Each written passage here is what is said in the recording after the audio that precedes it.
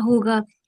या दूसरा हम सोच सकते हैं कि जब वो गैस, इसको हम गैस्पिंग से भी लिंक कर सकते हैं, जो हम लोग रेस्पिरेटरी उसमें करते हैं कि एयर हंगर टाइप्स, हम उससे कंफ्यूज कर सकते हैं मे बी।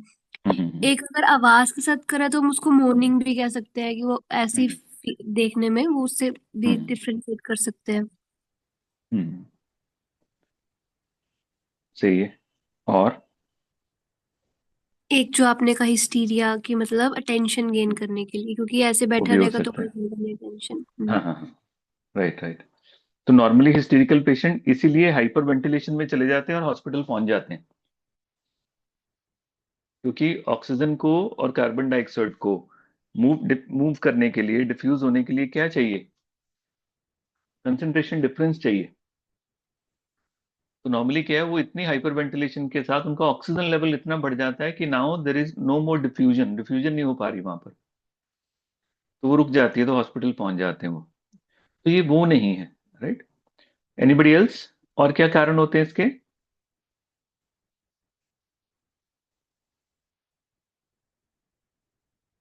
हम कब कब साई करते हैं, सोच के देखो।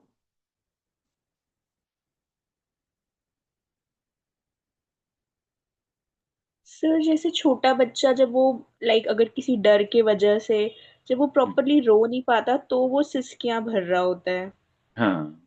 कि वो राइट। अपना मतलब एक्सप्रेस नहीं कर पा रहा खुल के। राइट। और जब आप लोग प्रैक्टिकल दे के बाहर आते हो तो क्या करते हो?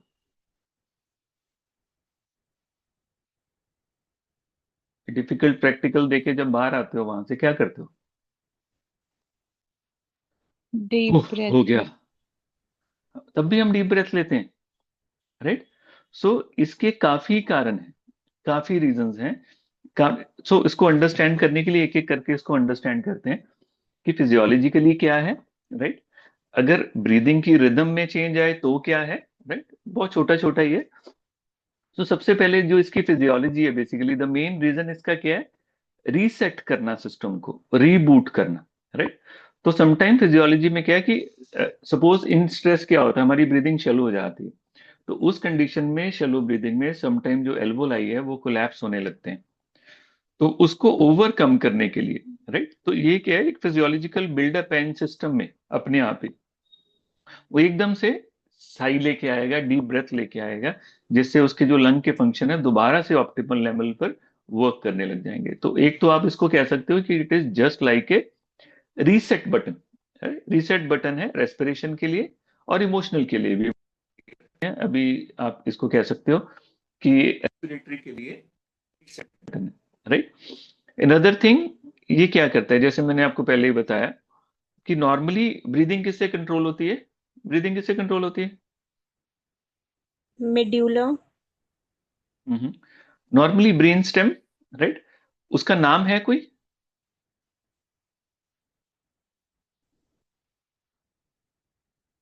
Pneumotaxic centre. हम्म। जो स्पेसिफिक है ना, उसको ब्रेन स्टेम में कहते हैं प्री बॉन्जर कॉम्प्लेक्स, बॉटजिंजर कॉम्प्लेक्स। राइट।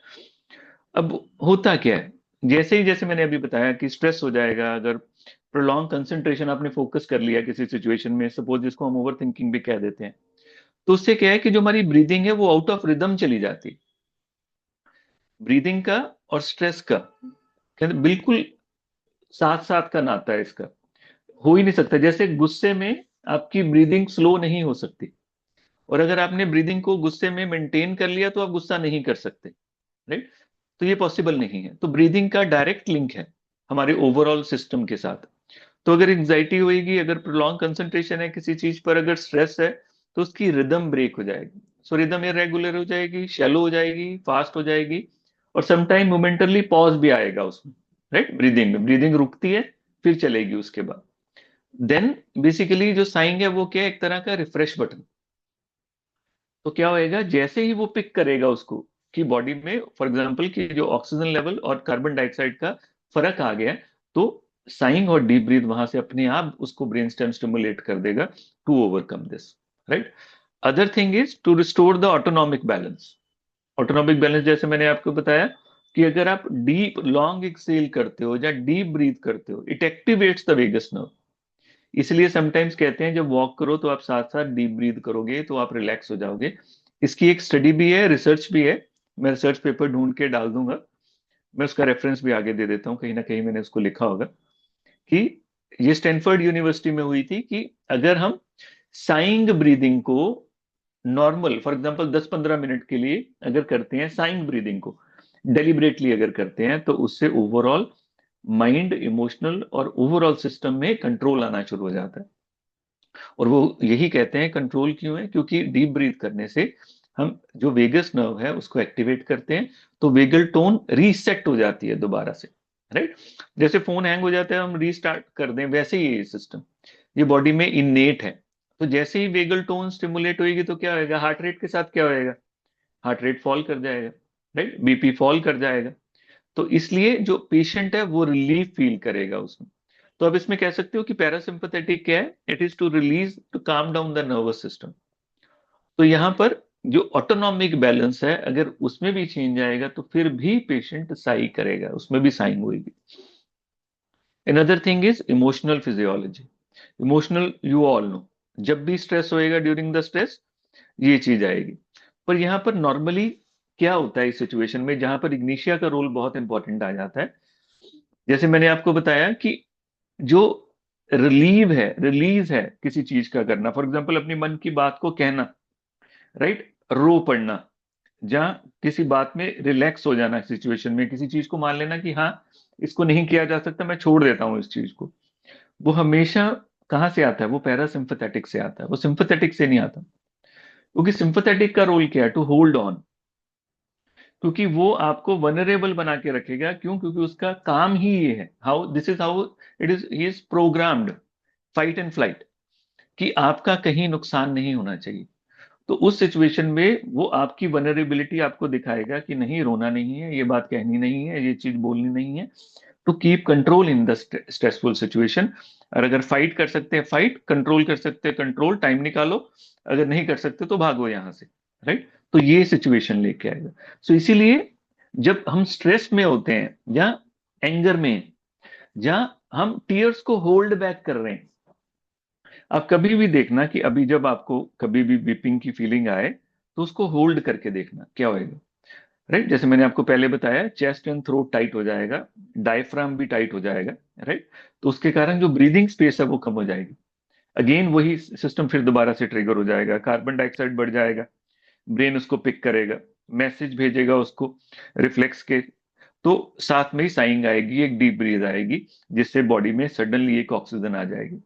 तो आपको इसको कह सकते हो कि इट इज ए, आप इसको वर्ड यूज कर सकते हो, it is a body cry for the oxygen and relaxation और रिलीज ऑफ द इमोशन। और जो इंटरनल टोन सेट हो गई है, जो स्ट्रॉन्ग टोन सेट हो गई है, उसको रिलीज करने के लिए। तो ये भी इसका कारण है, आप इसको कह सकते हो physiological. Right, and that is why it is very common in the grief, relief and fatigue. Right, जब कोई काम हो गया, सपोज रिलीफ फील करते हो तो भी आप डीप ब्रीथ करते हो, ओह शुक्र है। राइट। अगर आप ग्रीफ में हो तो भी, अब थके हुए हो तो भी, तो आपने कोई भी स्ट्रेसफुल वर्क था जो आपने कर लिया, तो उसके बाद भी आप ये करोगे उसके लायक। तो इसको कह सकते हो आप, it is a release of the emotional tension. और इसको और बेटर कहना हो तो आप ये कह सकते हो कि it is the release of the emotional tension, जहां पर जो लफ्ज हैं, जो हमारा बोल है, वो नहीं कह सकता। राइट। सो अगर वर्ड्स एक्सप्रेस नहीं कर सकते तो ब्रीदिंग उसको एक्सप्रेस करती है, उसको बॉडी एक्सप्रेस करती है, and make the patient light. Right. ये साइन का फंक्शन है। अदर थिंग जो इन अदर पार्ट है, दैट इज न्यूरोकेमिकल व्यू जो इसका है, वो मैंने आपको वैसे ही बता ही दिया कि अगर हम कंट्रोल करेंगे टीयर को, एंगर को, मैगडेला एक्टिव हो जाता है उस कंडीशन में, तो वो सेंटर को सप्रेस कर देता है। और उसी के साथ वो सिग्नल ब्रेन स्टेम को जाएगा, जहां पर न्यूरो ट्रांसमीटर फिर दोबारा से ट्रिगर होएंगे, वो वेगल टोन को स्टिमुलेट करेंगे। जो वेगल टोन जब स्टिमुलेट हो जाएगी तो वो क्या होएगा, प्री कॉर्टेक्स को स्टिमुलेट करेंगे, जो मैगडाला से ऑपोजिट होता है। Then again patient will feel relax and he get awareness of that. तो ब्लड में क्या होएगा, ब्लड में क्या होएगा वहां पर,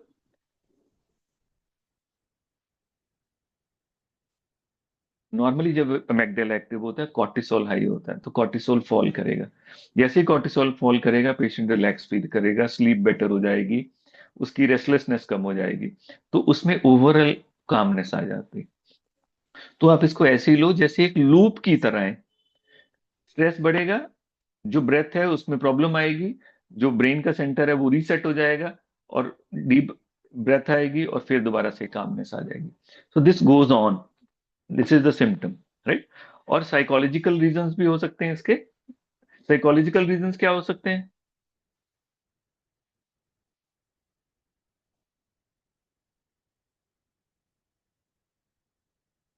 एक तो मैंने आपको बताया कि रिलीफ, आप कुछ ऐसा काम करके आए जो मुश्किल था, तो आप ऐसे करते हो, उफ, राइट। अब ये बात उसको करते हो, ये just relief. Another thing, fatigue. तीसरी चीज है जब आप किसी चीज को बदल नहीं सकते। जब आप चीज को बदल नहीं सकते, आप उसको एक्सेप्ट कर लेते हो कि हाँ, इसको नहीं किया जा सकता, इसको मैं चेंज नहीं कर सकता। इसका रुब्रिक क्या होएगा? जब हमें लगेगा कि हम इस चीज को चेंज नहीं कर सकते। Recognise the reality and hmm. Contented and recognise the reality, sir शायद कोकुलस हाँ हाँ, है। और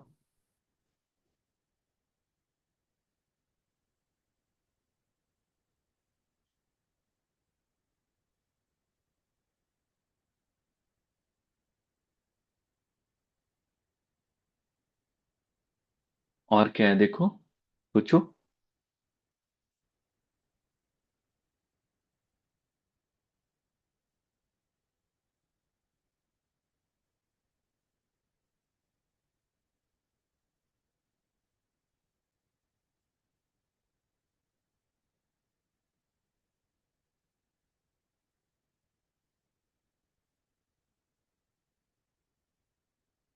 बोलो बोलो बोलो।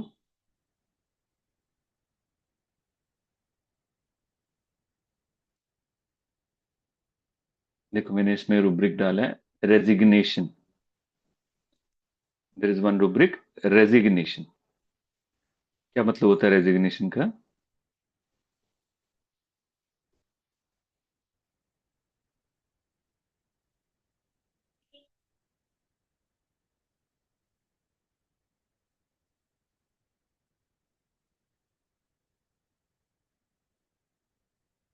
क्या फर्क होता है, क्या मतलब होता है रेजिग्नेशन का?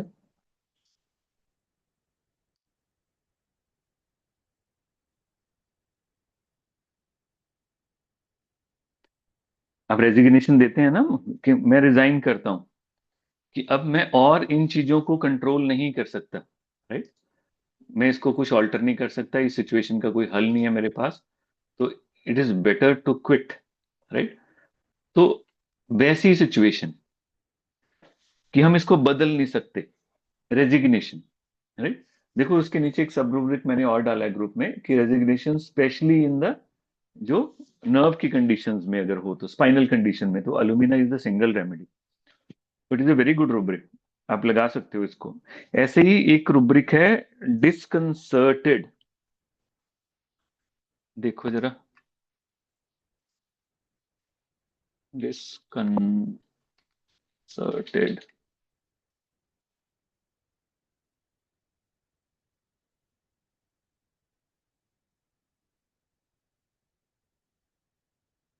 किसी टाइम में इस रूब्रिक में अकेली इग्निशिया पड़ी थी, डिस्कंसर्टेड।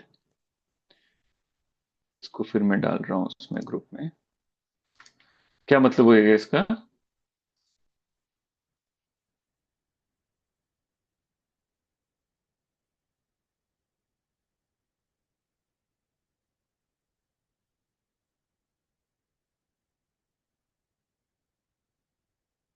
बोलो, क्या हो सकता है इसका रूब्रिक, डिस्कंसर्टेड?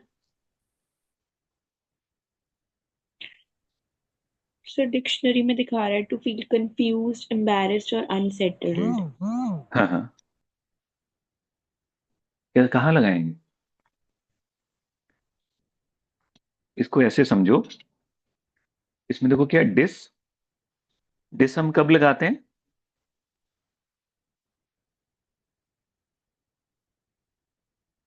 डिसबिलीफ, जो लगाते हैं ना, डिसबिलीफ, जब हमने किसी चीज को निगेट करना होता, यही हो ना, डिश लगाते हैं ना हम, ऐसे लगाते हैं। इंग्लिश वाले बताओ, जिनकी इंग्लिश गुड है।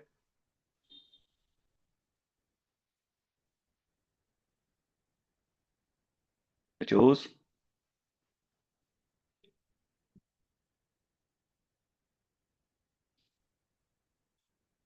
तो नॉर्मली कंसर्ट क्या होता है ना, हम कहते हैं ना कंसर्ट चल रहा है। तो नॉर्मली कंसर्ट में क्या होता है, कंसर्ट में सबसे बड़ी इंपॉर्टेंट पार्ट क्या होती है, कंसर्ट आपको तभी अच्छा लगेगा, सपोज पूरा के पूरे म्यूजिशियन का ग्रुप है, एक सिंगर है, अगर वो हारमोनी में सिंग कर रहे हैं, अगर वो हारमोनी लॉस हो जाए, राइट, तो आप उसको कंसर्ट नहीं बोलोगे, आप उसको वो नहीं बोलोगे कि ये कंसर्ट था जिसको बोलते हैं। तो डिसकंसर्ट सर ने जब हमें समझाया था तो ऐसे समझाया था कि ऐसा जैसे लाइफ का जो ऑर्केस्ट्रा है ओवरऑल, वो डिस्टर्ब हो गया, जो पूरा एक फ्लो था, हारमोनी थी ओवरऑल लाइफ में, सारी की सारी डिस्टर्ब होगी। तो उसमें एक निशिया पड़ी हुई है, और अभी रेमेडी ब्रोमीन वगैरह और डाली। तो आप इसको ले सकते हो कि फिजियोलॉजिकली डेली लाइफ में साइन जब हम यूज करते हैं रेजिग्नेशन के केस में, रिलीफ के केस में, और सेल्फ कंट्रोल के केस में, जब हमने फॉर एग्जांपल कुछ करना है, तो हम उससे पहले एक डीप ब्रीथ लेते हैं कुछ करने के लिए, राइट। और अगर इसको सिंबॉलिकली देखा जाए तो कैसे देख सकते हैं, इसको सरेंडर के तौर पे भी देखा जाता है, जब हमने सरेंडर करना है, रिकनेक्शन के तौर पे भी देखा जाता है इसको, और इसको ट्रुथ को एक्सेप्ट करने के लिए भी देखा जाता है कि जब हमें लगता है कि हाँ, इस चीज को मैं ऑल्टर नहीं कर सकता, right. And most of the time it is unconscious, means person is not aware of that, इसीलिए इसमें पहला अक्षर क्या लिखा है, इनवॉलंटरली। ये क्यों, क्योंकि ऑटोमेटिक है, ये इंस्टिंक्ट से हो रही है, राइट, ये ऑटोनॉमस नर्वस सिस्टम से हो रही है। तो इसीलिए ये नींद में भी होगी, सिडेशन में भी होगी, इमोशनली विड्रॉल पर्सन है वो भी करेगा, राइट, उस कंडीशन में होगी। It is just like a heart beat, जो चलेगी चलेगी, वो अपने आप होएगी। बॉडी जब उसको फील करेगी स्ट्रेस को रिलीज रिलीज करने के लिए साइंग होगी। इसीलिए इग्निशिया में सिम्टम है ना, साइंग इवन इन स्लीप और लॉन्ग आफ्टर स्लीप। जैसे बच्चा कोई रोता रोता सो जाता है, वो कितनी देर तक साइंग करता रहेगा स्लीप में, ये इग्निशिया का की नोट है। इसी को देखो आयुर्वेदा क्या बोलता है, आयुर्वेदा बोलता है कि जब भी प्राणा, प्राण मतलब वो ब्रेथ को बोलते हैं प्राण, जो मेन एनर्जी है उसको प्राण बोलते हैं, प्राण एनर्जी, जब भी वो हृदय में, हृदय चक्र में, सॉरी, हाँ हृदय चक्र में, जहाँ विशुद्धि चक्र, जो ये वाला चक्कर है विशुद्धि, इसमें अगर वो ब्लॉक हो जाती है तो डीप साइंग आती है। अगेन सेम वही, ये क्या देता है आपको, इमोशंस, और ये क्या देता है आपको, कम्युनिकेशन, वॉइस, बोलना। तो जब भी ये दो सेंटर्स इफेक्ट होंगे तो आयुर्वेदा के हिसाब से साइंग होती है। और उसके मैं आपको डाल दूंगा कि जो स्टैनफोर्ड की 2023 की रिसर्च है वो क्या कहती है। सो ये है बेसिकली, जिसे बोलते हैं हम साइंग का जो रिलेशन है उसका, कि साइंग किसको बोलेंगे इस कंडीशन में, ये ऑटोमेटिक है या अपने आप होती है। तो अब ये लेके चलोगे, she is not taking breath by choice, breath just escape again and again. क्यों, क्योंकि उसके अंदर की जो टेंशन है उसको रिलीज करने के लिए ये बॉडी की लैंग्वेज है, राइट। तो अब ये लेके चलो कि बॉडी अब उस अंदर की जो दुख है उसको और होल्ड करने से थक गई है उस सिचुएशन में, और ये इस साइन के साथ वो, एक एक साइन के साथ, हर साइन के साथ वो अपने आप में बैलेंस लाने की कोशिश कर रही है, सो दैट ब्रेक डाउन ना हो जाए। तो इसीलिए आपको ये रेगुलर पेशेंट में मिलेगा, रेगुलर। और क्योंकि साइन और दूसरा जो वेगल टोन है वो स्टमक को भी इफेक्ट करती है, इसलिए वो क्या करेगी, वो मूवमेंट, अगर वो इरेगुलर है वेगल टोन, तो क्या करेगी स्टमक मूवमेंट को,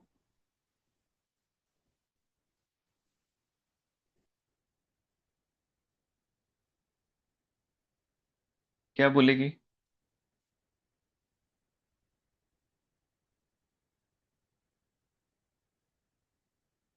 अगर वेगल टोन डिस्टर्ब है तो क्या होएगा, इंटेस्टाइन की मूवमेंट और स्टमक की मूवमेंट को क्या होएगा, कोई है, सब मूवमेंट कम हो जाएंगी। कम हो जाएगी, राइट, मूवमेंट कम हो जाएगी उस सिचुएशन में, देन अगेन ये सिम्टम्स आने शुरू हो जाएंगे। सो क्योंकि ये दोनों सिम्टम, हॉलो फीलिंग और साइन, एक ही डिस्ट्रप्शन डिस्ट्रप्शन से आता है, and that is why Allen ने उनको साथ में रखा हुआ है। एलन ने उनको अलग नहीं किया हुआ, राइट। तो ये कोई कारण है, क्योंकि उन्होंने साथ में क्या लिखा है, इनवॉलेंटरली साइन सेमीकोलन विद, साथ में लाइन पूरी लिखी हुई है, राइट। सो ये दोनों एक ही जगह से आते हैं, और इसीलिए जब ये पेशेंट साई करेगा, अब ये एक वो है, ऑब्जर्वेशन है, आप देख भी लेना, आप अपने पेशेंट्स के साथ भी देख के देखना, जब भी आपको इग्निशिया के केस में, राइट, साइंग मिलेगी, तो बेसिकली क्या हो रहा है, दोनों चीजें हो रही हैं यहां पर भी, इस साइंग में भी। साई साई करके बॉडी विगल टोन को मेंटेन करके एक रिलैक्सेशन लेके आ रही है।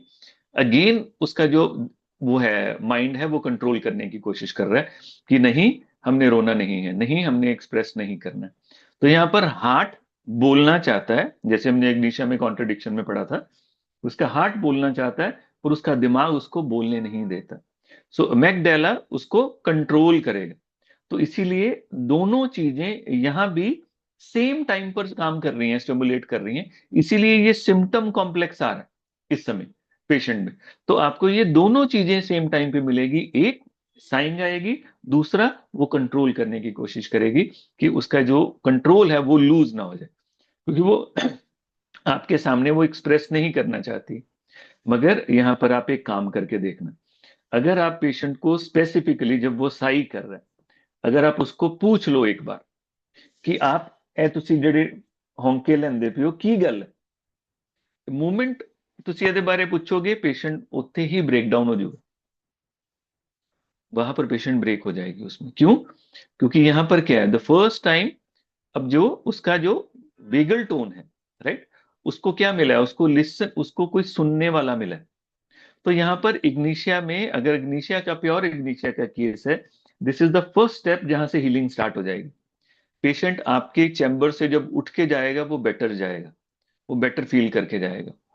सो हमेशा आपने उस लेवल तक आया, और इवन बहुत सारे डॉक्टर ऐसे कहते हैं कि अगर पेशेंट रोया नहीं है आपके चैम्बर में, तो समझो कि आपने उसकी डेप्थ को टच नहीं किया है।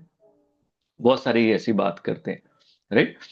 और अगर बहुत इजीली रोने वाली जो रेमेडीज है, वो तो रो ही पड़ेगा, बात उनकी है जो बहुत कंट्रोल करके रखते हैं। तो आप ये लेके चलो कि इग्निशिया के केस में दिस इज द फर्स्ट जहां पर आपको ये साइन नजर आ जाएगा।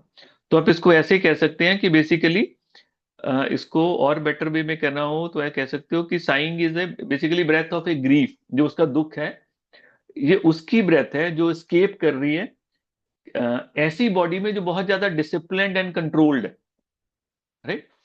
तो ये उसकी फाइट है। तो लंग्स वो बोल रहे हैं जो उसके लिप्स बोलना नहीं दे, जो उसको लिप्स उसको बोलने नहीं दे रहे, राइट। जो फॉर एग्जांपल अंदर से उसका दिमाग, उसके लिप्स, उसके होंठ उसको बोलने नहीं दे रहे हैं, लंग्स वो एक्सप्रेस कर रहे हैं। तो आपको ये चीज उसमें इग्निशिया में नजर आएगी, राइट। इसीलिए आपको दोनों चीजें साथ में दिखेंगी अगेन, कि सिंपैथेटिक एंड पैरासिम्पैथेटिक, एक टाइम पर साइंग है, दूसरे टाइम पे साथ में ही रिस्ट्रेन है। दोनों चीज आपको ऐसे लगेगा कि जैसे कांस्टेंट फाइट चल रही है। बॉडी कह रही है लेट मी क्राई, मुझे मुझे रोने दे, दिमाग कह रहा है नहीं, स्टे काम। ये दोनों चीजें साथ में चल रही हैं। तो इसीलिए उन्होंने बोला है कि ये involuntarily, it is not a habit, ये हैबिट नहीं है, और ना ही ये विम्प है, ना ही हिस्टीरिया है, राइट। तो ये वहां से आता है, और क्योंकि ये रियल हंगर नहीं है, तो इसको आराम नहीं मिलेगा खाने से, राइट। मगर अगर थोड़ा सा कुछ खाएगा, मोमेंटरली बेटर होएगा। अब यहाँ इसको अगर सिम्टम को कंप्लीट करना हो तो क्या होएगा, not ameliorated by eating, hollow feeling को आराम नहीं मिलेगा। मगर अगर वो कुछ खाएगा, जो स्वेलो का एक्ट है, वो वेगल टोन को ट्रिगर करेगा, momentarily patient will feel better, पर उसके बाद फिर दोबारा से सिम्टम्स आ जाएंगे सारे के सारे, उसको फिर खाली लगने लगेगा, क्योंकि ये रियल हंगर नहीं है। तो इसीलिए it is not ameliorated by eating. Clear है?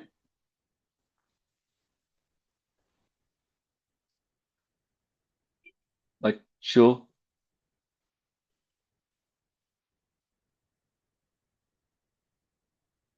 सर ये रियल हंगर नहीं है, मतलब ये रियल हंगर नहीं है ना, ये तो वेगल टोन के कारण है। जो वेगल, जो सिंपैथेटिक और पैरासिम्पैथेटिक के जो इश्यूज चल रहे हैं, जो फाइट चल रही है, वेगल डिस्ट्रक्शन के कारण ये सिम्टम आ रहा है। तो ये रियल हंगर नहीं है, जो हमें भूख लगी है, जैसे कहते हैं ना हमें भूख लगी है, जब हमें भूख लगी, जैसे हम सीपिया में क्या पढ़ते हैं सिम्टम, सेम सिम्टम पढ़ते हैं ना सीपिया में, क्या पढ़ते हैं सीपिया में?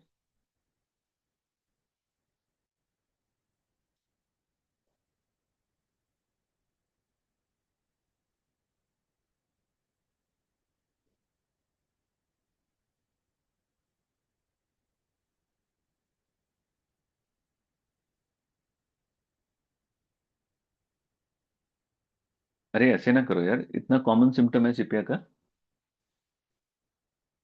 डॉक्टर साहब।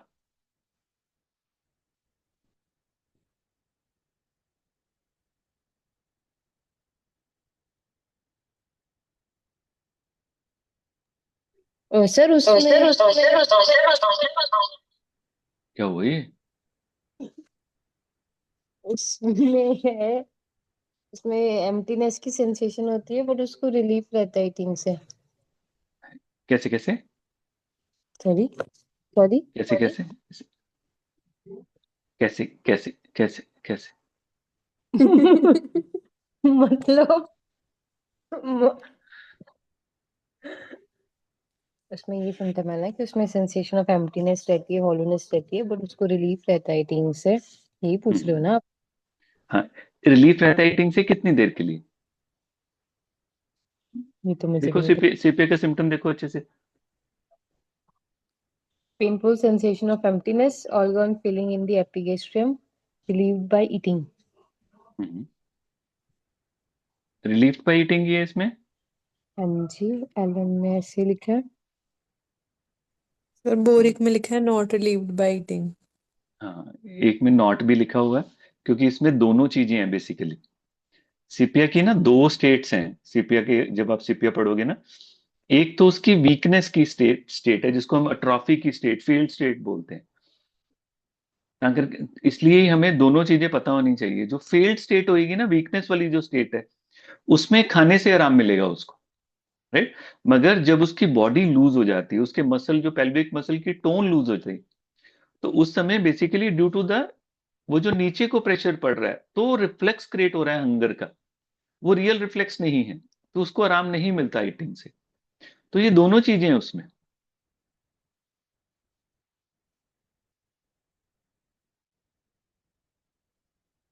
समझ आया? फिर से बताना सर एक बारी क्या बताऊं फिर से? कि रिलीफ कौन से में था और नॉट रिलीफ कौन से में था। सीपिया में दोनों सिम्टम है, देखो एलन ने भी लिखा है ना, हाइड्रास्टिस एंड सीपिया। तो हाइड्रास्टिस तो बेसिकली है, hydrastis it is a remedy for gastric tonic. उसमें ट्रू फिजिकल हंगर है, भूख लगी है उसको, तो इसलिए उसको तो आराम मिलेगा ही मिलेगा खाने से। सीपिया में दो स्टेट आती हैं, एक स्ट्रेसेस के कारण ओवरऑल, जिसे हम कहते हैं फेल्ड सीपिया, तो वो सीपिया बहुत वीक मिलेगी आपको, थकी हुई, बहुत ज्यादा वीक, अट्रॉफी की स्टेज में जो मिलेगी, वहां पर हंगर उसको रिलीफ करता है। मगर ये सेम ऑलगोन सेंसेशन फीलिंग तब भी आती है जब पेल्विक के जो कंटेंट्स है वो नीचे को फॉल करते हैं, जिसे हम क्या बोलते हैं? प्रोलैप्स। प्रोलैप्स कहते हैं। जहाँ पेशेंट कैसे एक्सप्रेस करता है, इसमें क्या सिम्टम दिया हुआ है कि जैसे लगता है कि सारे पार्ट्स बाहर चले जाएंगे ना, जो पेल्विक मसल है उसकी टोन लूज हो जाती है, तो नीचे को आने शुरू हो जाते हैं, तो वो भी ऑल गॉन फीलिंग लेके आता है। जब वो उसके कारण वो फीलिंग आ रही है, वो खालीपन जो उसको लग रहा है, उसको आराम नहीं मिलता खाने से, तो इसीलिए जो बोरिक ने लिखा है वो उसके बारे में लिखा है। जो एलन ने बेसिकली सीपीआई इसमें दिए वो उस कारण में है, जब वो स्टेट में होगी तो सीपीआई साथ में होगी। और हाइड्रास्टिस में हंगर तो होएगा ही होएगा, राइट। उसमें जो हंगर है वो गैस्ट्रिक के कारण है, वो ट्रू ट्रू फिजिकल हंगर है, वो आयोडियम की तरह। जो हाइड्रास्टिस में हंगर है वो वैसा है।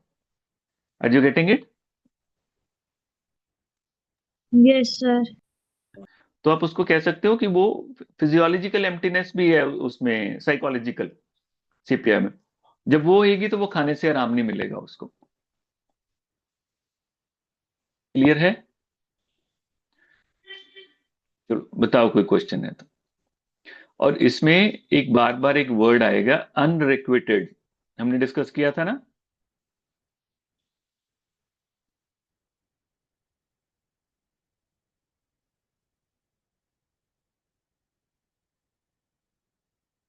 याद करो हमने वो क्या था अनरिक्वेटेड। यस सर, किया। क्या मतलब था उसका? Sir unanswered love, basically unrequited love या रिजेक्टेड, कि उसे आंसर नहीं हाँ, मिला। जो जो पूरा नहीं होगा कभी, उसे मालूम है वो पूरा नहीं होगा। So married, so in affair with the wrong person, पता है उसको वो मैरिड है, वो पूरा ही नहीं होगा वो चीज ना, मगर वो स्टक रहेगा वहां पर, उस चीज को ओवरकम नहीं कर पाएगा कभी भी, वो वहीं का वहीं रहेगा। अभी सॉन्ग जो अब आए नहीं थे, चल रहा था ना सॉन्ग, आ रही थी आवाज उसकी सॉन्ग की, किसने म्यूट कर दिया जब क्लास स्टार्ट नहीं हुई थी? ठीक से नहीं आ रही थी। मैं ग्रुप में डालता हूँ सॉन्ग। सॉन्ग का नाम है कोक स्टूडियो में फासले। वो वाली फीलिंग है, राइट, कि वो कभी ना खत्म होने वाला वो दर्द है कि ये भरेगा नहीं। अनरिक्विटेड का मतलब ही ये है कि ये चीज पूरी नहीं होगी, ये कभी भी ना पूरी नहीं होगी, वो रहेगा रहेगा। जैसे वो लाइन नहीं, मैं कई बार क्लास में भी बोलता होता हूँ कि यू जो तकता है आसमान को तू, कोई रहता है आसमान में क्या, जो मुझे चैन क्यों नहीं पड़ता, एक ही शख्स था जहान में क्या। वो जो फीलिंग है, कभी ना खत्म होने वाली जो फीलिंग है, ये इग्निशिया की स्टेट में रहेगी। ये बहुत इंपॉर्टेंट है, इस चीज को याद रखना आपने। अगर ये चीज मिले आपको, गो फॉर इट, क्योंकि अगर ये रहेगा तो साथ में ये बाकी अपने आप बाय प्रोडक्ट हैं, साथ में आ जाएंगे सारे के सारे सिम्टम। ठीक है।